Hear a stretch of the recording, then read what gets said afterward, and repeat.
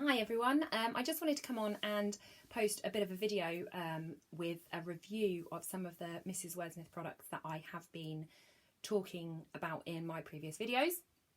These are the products that I will be using for many of my vocabulary tutorials that I will be posting. So, yeah, I mean, I've been using Mrs. Wordsmith products in my teaching, in my class for probably over 2 years now. And they have really done wonders, not only for the reading and writing of the children that I work with, but also for their confidence, which I think is such a massive thing. So children who wouldn't necessarily see themselves as writers or see themselves as you know, fantastic readers, can sometimes feel a bit down on themselves. You know, they don't understand the words that the other children learn. But I have, you know, numerous anecdotes that I could tell you about children who actually, you know, don't see themselves that way, but actually now understand some really complex vocabulary as a result of using Mrs. Wordsmith products. In my later videos, I will show you how I would do that in the classroom in sort of short bursts, give you some tips and ideas about how you can do that at home as well, or with the classes that you teach. So whether you're teaching children who are at home, or whether you are looking for sort of ideas for your own classroom. The first product that I want to show you is aimed more at nursery age, perhaps EYFS. We use this product also in year 1 with some children as well, and it is available to buy on the Mrs. Wordsmith website. Again, link in the description. So this is called the Ready for School word stand, and the idea is that there's a word a day in there. The words that are in this particular word stand are slightly different to these products, which I'll show you shortly. What I really love about this is spiral bound for a start off.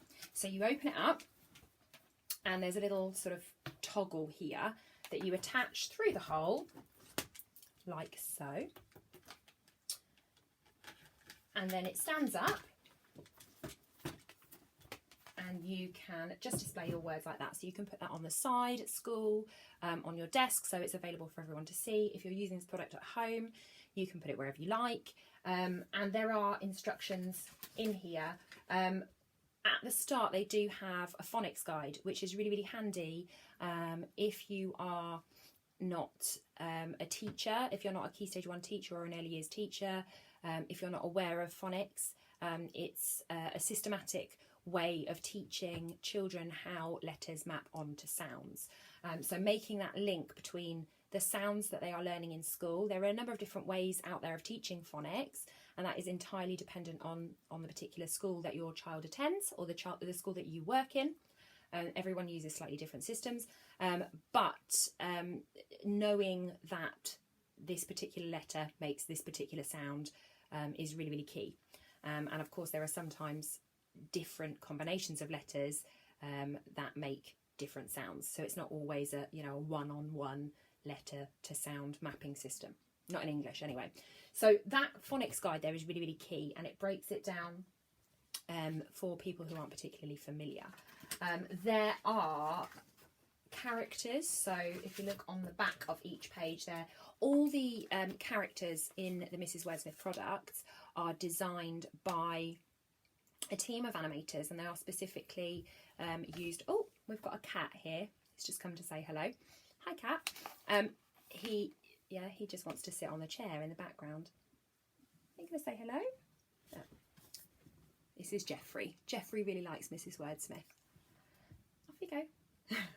So the characters here are designed specifically to appeal to children. They are consistent across the range of Mrs. Wordsmith products, and the children in my class really love these because they get to know the characters, they're quite funny, the illustrations, etc. So this is what a typical page might look like.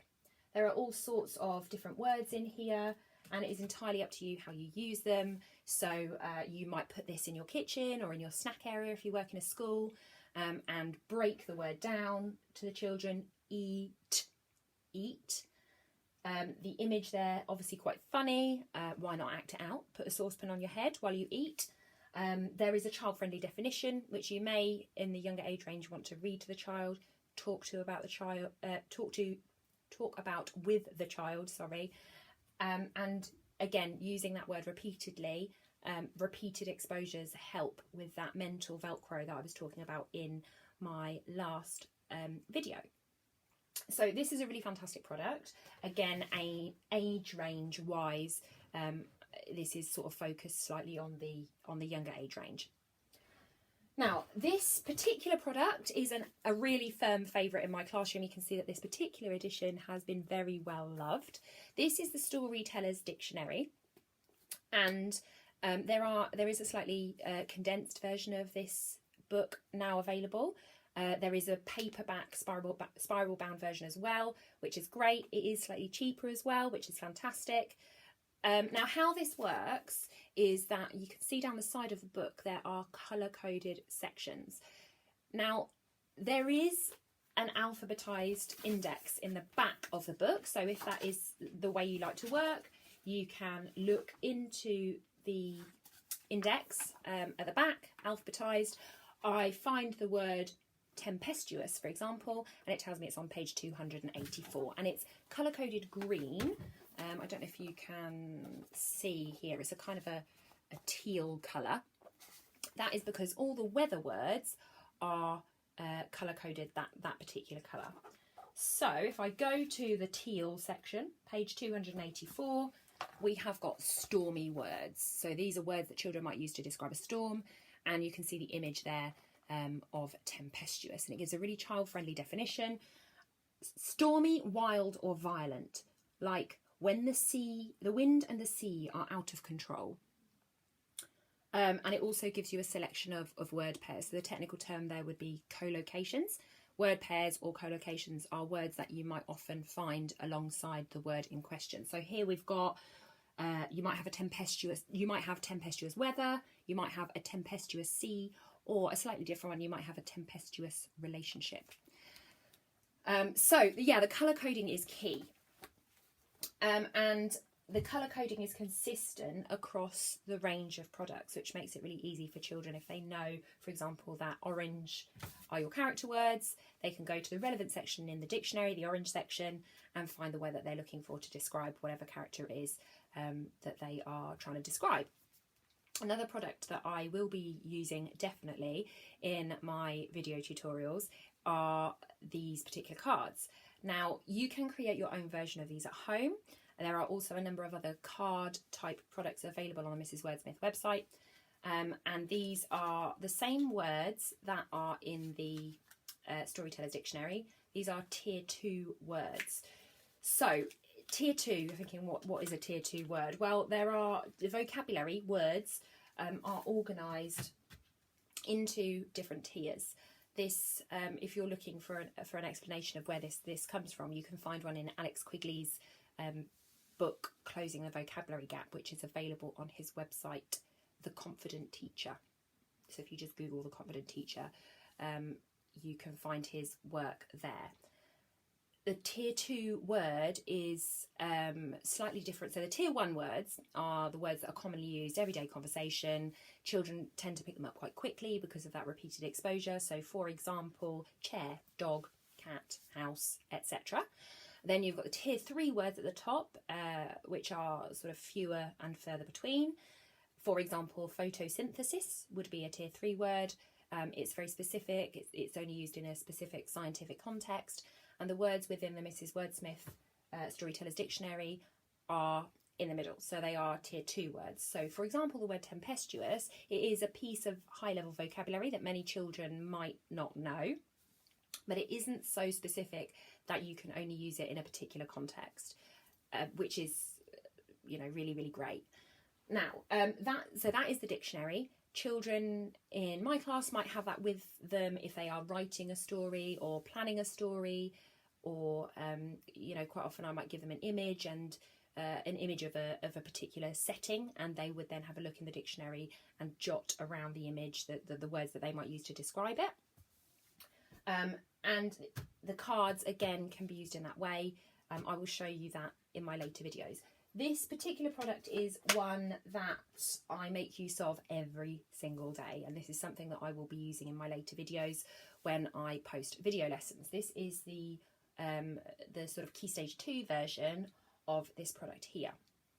Now, again, it is organised into character words. We've got emotion words, character words here, action words, weather words, settings words, and my personal favourite, taste and smell. So in there you've got words like nauseating and insatiable and wholesome. So yeah, so this particular product is something that I will be using in many of my video tutorials. So you've got a really nice big picture of the word that you are learning, and I would talk to the children about that. I would talk them through what's happening in that picture. I would read them the word.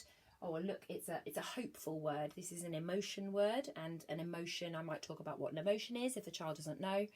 And there is a child-friendly definition underneath. So hopeful and positive, like being certain that the weather is going to get better. So we can talk about this character here. Although it is raining, although the clouds are quite drab and ominous, and the rain is lashing down. Those are all Mrs. Wordsmith words, by the way, or words that are contained within the Mrs. Wordsmith word list. This particular character he's quite hopeful. He's quite hopeful. Well, how can we tell that he's hopeful? Because even though that this terrible weather situation is going on, he's got his swimming shorts on, he's got a little drink in his hand there, he's got his sun cream, and actually that's only something that you might do if you are a very positive, hopeful, optimistic person. So there's all that opportunity for discussion. It also tells you the word class down there. So this particular word is an adjective. So a word class is the type of word. So it might be a noun, a verb, an adjective, etc. So this is something that I use all the time, and this is something I'll be using in my video tutorials moving forward. So I hope you enjoyed that whistle-stop tour of the Mrs. Wordsmith products that I have here today. As I say, do check out their website because they have a fantastic range of payable resources and also a huge amount of downloadable free resources. Mostly to do with vocabulary. There are also a number of products currently in production and already released that cover a number of different subject areas and topic areas. So for example, there's a really handy hand washing guide, free to download on their website and on their Twitter feed. That is really handy at the moment. They also have a book out about rules around the house and routines and behaviours, and that's really good to have. So yeah, they have a really growing product range, and I hope to show you some of these products in action in my videos in the very near future. So I hope you're all well, and look after yourselves, and any feedback, anything that you'd like to know a little bit more about, any ideas, any things that you want to know from me, please do comment below, and I will endeavour to come back to all your comments. Have a lovely evening. Bye.